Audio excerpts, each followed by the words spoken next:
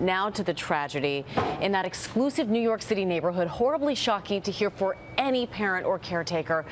A mother coming home to find two of her children stabbed, allegedly by their trusted nanny. And we want to warn you at home, this is an extremely disturbing story. ABC's John Muller is on the scene on the Upper West Side of Manhattan. John.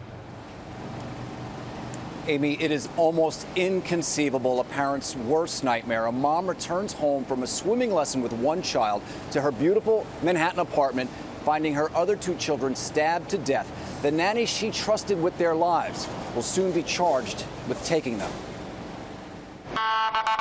Investigators are trying to figure out this morning what could have made a New York family's caretaker turn on the children she was paid to protect. Pull it up! Keep going! Around 5:30 p.m. Thursday night, Marina Krim arrived home from a swimming lesson with her 3-year-old to find a gruesome scene. Her other two children, 2-year-old Leo and 6-year-old Lucia Krim, stabbed to death. Their nanny lying next to them in an apparent suicide attempt. On the floor of the bathroom is a nanny who apparently had inflicted wounds on her throat.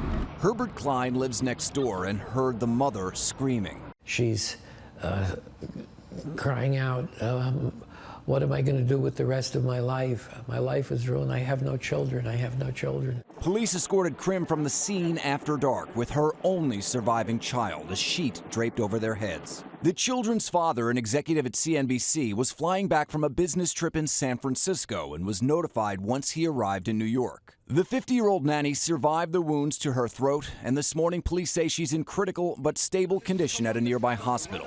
Yoselin Ortega had reportedly worked for the family for about a year. Before that, Marina Krim, a pediatrician, had been a stay-at-home mom. Ortega has no criminal record, and the New York Post is reporting that in the screening process, the family even spent 9 days in the Dominican Republic with her family before she was hired. Again, the nanny is in custody and in the hospital right now in critical but stable condition. She has not been formally charged. As this investigation continues, a family continues to grieve, as well as an entire neighborhood.